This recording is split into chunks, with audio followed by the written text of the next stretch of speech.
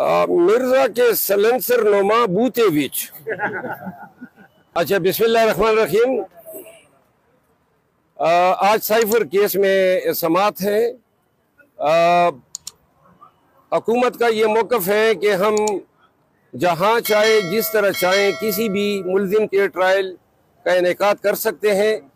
पूरी कौम को पता होना चाहिए कि खान के ख़िलाफ़ ऑफिशियल सीक्रेट एक्ट 1923 के तहत इन्होंने इल्ज़ाम लगाया है कि कौमी राज जो है उन्होंने अफशा किया है। कौमी राज क्या था कि कौम को ये बताया है कि डोनाल्ड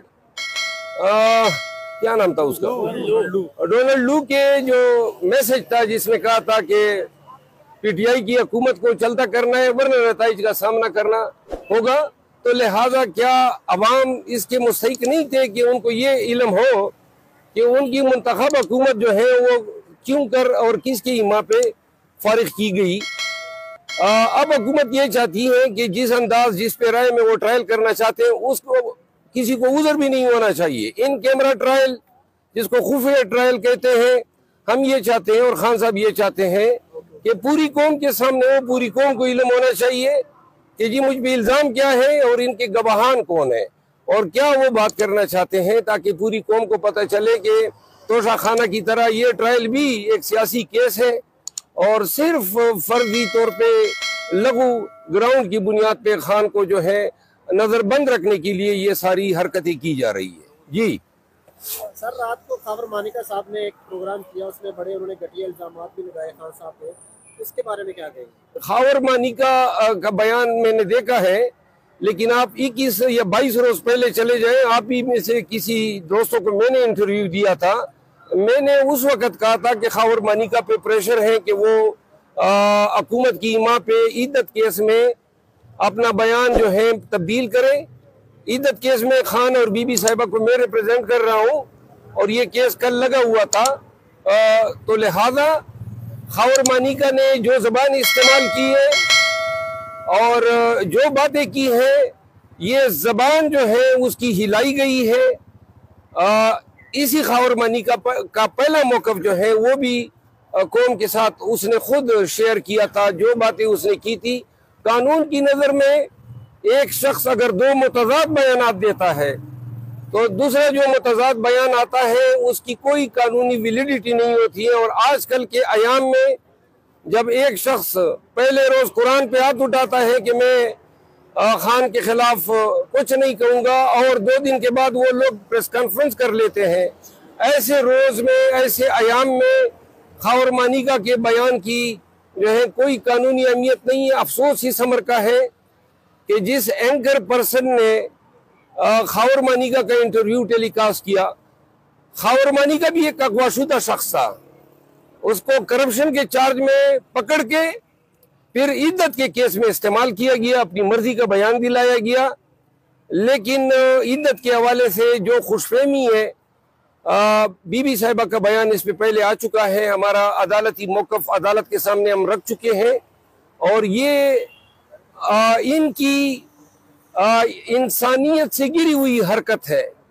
खान साहब के बच्चों तक को मुतनाज़ा बनाया, उनकी शादियों को मुतनाज़ा बनाया, उनकी बीवियों को मुतनाज़ा बनाया, उनके अहले खाना को मुतनाज़ा बनाया, कोई चीज़ तक इन्होंने माफ़ नहीं की। हमने अगर सियासी पॉइंट स्कोरिंग करनी होती तो जनाब सफदर का जो मसला था उस पे हम बहुत कुछ कह सकते थे, लेकिन हम ये समझते हैं कि किसी भी ऐसे जहाँ पे किसी का घर टूट जाता है उसको सियासी मकासद के लिए इस्तेमाल करना वो बहुत ही गलीज़ हरकत है। तो लिहाजा खान के खिलाफ ये खावर मानिका को तोती की तरह रटाया गया बयान जो है वो शाहजेब खानजादा के जरिए चलवाया गया। शाहजेब खानजादा को अपनी रेपुटेशन का ख्याल करना चाहिए था। ये खावर मानिका कहाँ से आया, ये तो इनकी तहवील में था। तो लिहाजा कब इसकी जमानत हुई, किसने छोड़ा उसको और क्यों कर वो टीवी की स्क्रीन पे नमूदार हुआ। ये इसी तरह का बयान है जो आजम खान ने दिया था, ये इसी तरह का बयान है जो पाकिस्तान के साबिक सफीर ने दिया है और ये वो तमाम बयानात हैं जो कि बहुत सारे सुल्तानी गवाहान ने दिए हैं। साहब, आपने क्या सद्दा में जलसा किया, आगे भी जलसे करने जा रहे हैं। KPK में बहुत ज्यादा लोगों की जो सियासतदान है उनकी सियासत बढ़ने जा रही है, तो इतलात ये आ रही है कि किसी ने कातिल भी, किराए का कातिल भी कोई हायर किया है ताकि आपको नुकसान पहुंचाया जा सके। जी, मुझे इसका इल्म हुआ है और मैं पाकिस्तान तहरीक इंसाफ के तमाम वर्कर्स को ये कहना चाहता हूँ कि हमारी ये जंग जो है ये रूल ऑफ लॉ के लिए है, इसमें कुर्बानियां देनी पड़ेगी। हो सकता है ये लोग जो हैं, जो जिस शख्स का आप जिक्र कर रहे हैं उसी शख्स ने मेरे खिलाफ 2 FIR भी कराई है, लेकिन अगर वो किसी ऐसी हरकत का इर्तिकाब करता है तो मैं ये ऑन रिकॉर्ड बताना चाहता हूँ कि हमारे यहाँ जो है जब कोई दूसरे को मारता है तो खुद भी मरते हैं, तो लिहाजा मेरे जो लोग हैं, मेरा जो कबीला है वो माफ नहीं करेगा उसको। सर जी ये बताइएगा कि जो है ना अभी आपको थ्रेट भी मिल चुका है कत्ल का, तो उसके बाद आप सिक्योरिटी अपनी बढ़ा रहे हैं या वैसे ही चलेंगे जैसे आप पहले जो है ना वो नॉर्मल चलते थे, मतलब कन्वेंशनल? सिक्योरिटी देके मैं कोई ऐसे फेल का इर्तिकाब नहीं करना चाहता हूँ कि लोग इसको तकब्बुर समझे। सिक्योरिटी मुझे ज़रूरत है और मुझे बहुत सारी ऑफर हुई है पाकिस्तान तहरीक इंसाफ की तरफ से। मैंने इन्हिसार किए अपने लोगों पे और मैंने उनको अपने साथ रखा हुआ है। मेरे पास बुलेट प्रूफ गाड़ी है, वो मैंने अब इस्तेमाल में लानी शुरू की है।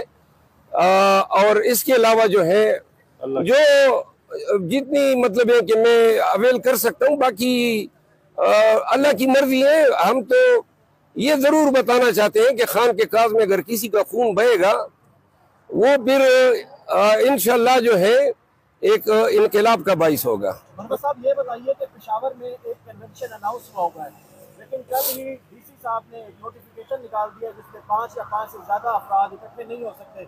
इस हवाले से अब आपकी क्या हिकमत अमली होगी? देखिए, 5 या 5 से ज्यादा अफराद का इकट्ठे होना पब्लिक मकामात पे, हमारे कन्वेंशन प्राइवेट प्लेसेस पे हो रहे हैं, तो उस नोटिफिकेशन का इतला हम पे नहीं होता है। मोहम्मद साहब, मिर्जा मोहम्मद अली जो है वो जेलम के, उन्होंने कल फिर एक बात की, उन्होंने कहा जी कि खान साहब ने मौलाना फजल रहमान से हाथ मिला लिया और कह रहे हैं कि हमारे भाई हैं। तो खान साहब मौलाना को डीजल कहते थे, तो अब खान साहब को पेट्रोल कहेंगे क्योंकि पेट्रोल और डीजल आपस में भाई होते हैं। उस पर क्या आप कहते हैं? उसका तो सियासत ताल्लुक ही नहीं है, उसको कौन चाबी देगा? मिर्जा के सलेंसर नुमा बूते विच वो क्या कहते हैं उसको, तुक्का। मिर्जा के सलेंसर नुमा बूते विच तुक्का तुंदा पाया। तो लिहाजा मैं मिर्जा को एक गल दसेंदा पिया, और भाई तुसी तुखे मरेंदे पई हो खान के खिलाफ, और इवें नतीजा वे कि असा तेन तुक्का ही कहना बुलाना छोड़ सी। हम मिर्जा तुक्का, वो तुक्का अपने नाल ले जा। ओ भाई मिक्स है। आगे सर, आपके पापड़ भी रिलीज हो गए स्क्रीन पे। नवाज शरीफ साहब की पेशी है, कौन देख ले, जरा इधर उधर कैमरे दौड़ा दे। ओ भाई शहंशाह, मुगल शहंशाह तशरीफ ला रहे हैं। इस कौम को 4 दफा जो है इनके खानदान ने लूटा है, ये लूट मार करके भाग जाते हैं, और अब 5वीं दफा कह रहे हैं मुझे फिर जो है हुक्मरान बनाओ। ये 5वीं दफा की ख्वाहिश रखना भी जो है इसके किरदार की तारीफ करता है। बस करो ना, पाकिस्तान जो है आपके मजीद लूट मार का मुतम्मल नहीं हो सकता है। और क्यों कर आप वजीर आजम बनेंगे? यानी कि आप कह रहे हैं बाप के ताकतवर मुक्तदर हल्कों के कंधे पे चढ़ के मैं आऊंगा। कौन ने वोट देना है? अवाम का वोट होगा, वो मुंतखब करेंगे। इंशाल्लाह ये आपका ख्वाब ही रहेगा। और जो केसेस आप पे बने हैं, जो इन केसेस से तयन हो जाएगा कि लॉटरी छोटी की निकलती है या बड़ी की निकलती है।